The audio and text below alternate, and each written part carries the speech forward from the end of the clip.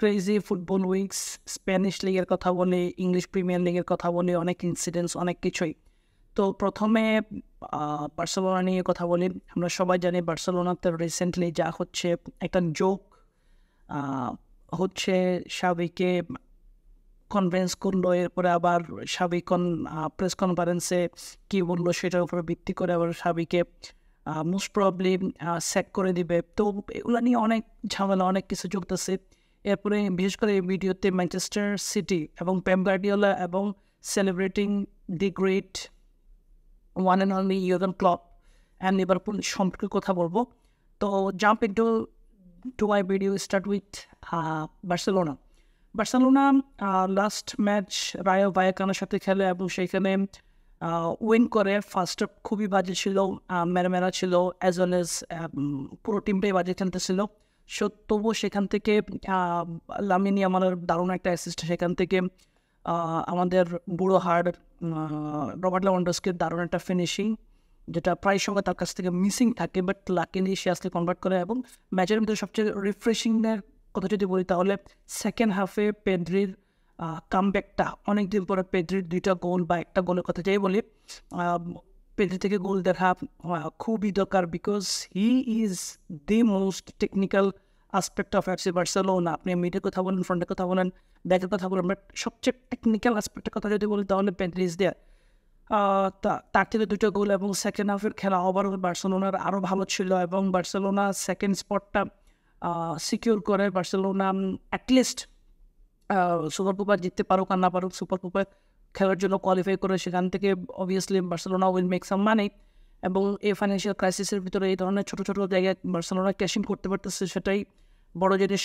আর সাবির ভবিষ্যতের কথা বলে যদি বলেন তাহলে I really do doubt say continue করবে কিনা, কারণ বোর্ডের সাথে তার যে এখন একটা দূরত্ব সৃষ্টি হয়েছে। এবং মিডিয়া আউটলেটের কথা বলি, সেখানে বার্সেলোনার কে নিয়ে এক ধরনের একটা বার্সেলোনাকে বিল বানিয়ে যে ধরনের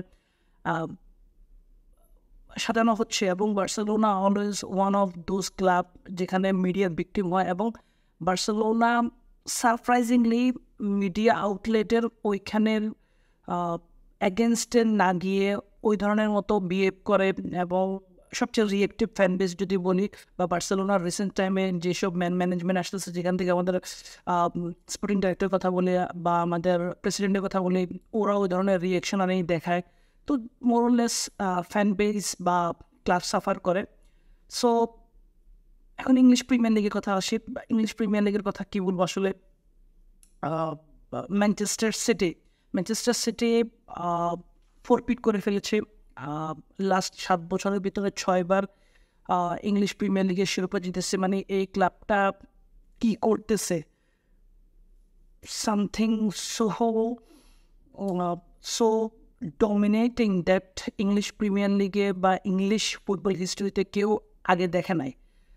অবভিয়াসলি স্যার অ্যালেক্স ফার্গুসনের কথা বলতে পারেন। অ্যালেক্স ফার্গুসন 2বার টানা 3টা শিরোপা, হ্যাট্রিক শিরোপা 2বার জিতেন ওনার ম্যানেজারের কেরিয়ারে।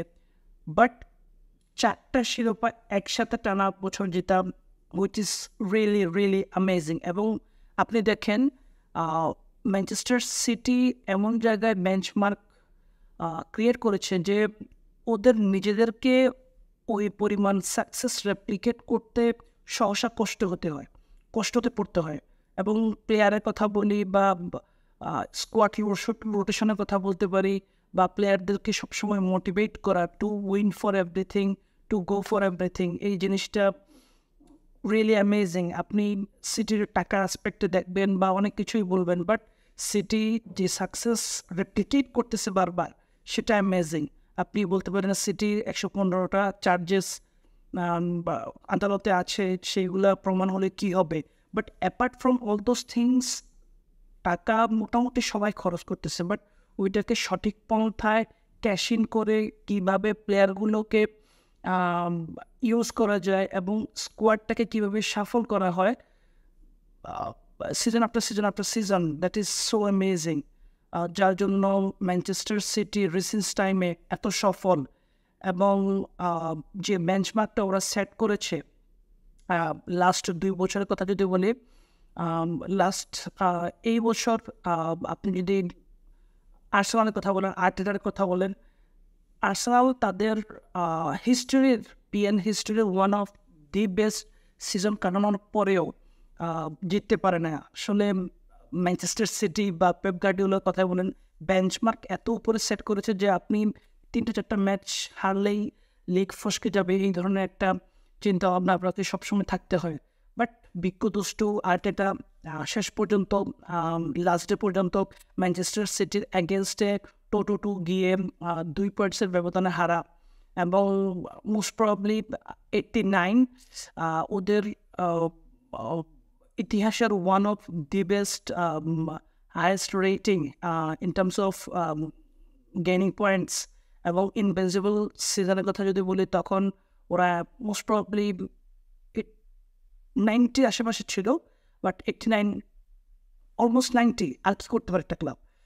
Last but not the list, লিভারপুলের সবচেয়ে লাভেবল পার্সন এবং লিভারপুলের সবচেয়ে কাছের মানুষের কথা যদি বলি, তাহলে Jurgen Klopp, the man, the myth, the legend, says goodbye to his lovely club। এবং এই ক্লাবের প্রতি ওর ইনফ্লুয়েন্স, এই ক্লাবের প্রতি ওর ভালোবাসা, ওর ক্লাবের প্রতি ওর ডেডিকেশন এবং সাকসেস সব কিছুই একটা মিশ্র, একটা ভালোবাসা, মিশ্র একটা ইমোশন, যেখানে আপনি শুধু বলতে পারেন হ্যাঁ আমাদের ক্লপের মতো একজন ম্যানেজার ছিল। বিকজ ফুটবলে এখন এমন একটা রেশারেশি অবস্থা চলতেছে, যেখানে একটা ম্যাচ হারার পরে একটা ফ্যান বেস, একটা মালিক পক্ষ, একটা ক্লাব ওই কোচটাকে স্যাক করাবে, ওই ধরনের একটা পরিস্থিতি ক্রিয়েট হয়। সেইখান থেকে একটা ক্লাবকে 7 বছর সার্ভিস দেওয়া এবং বেস্ট পসিবল যতগুলো মাইনর এবং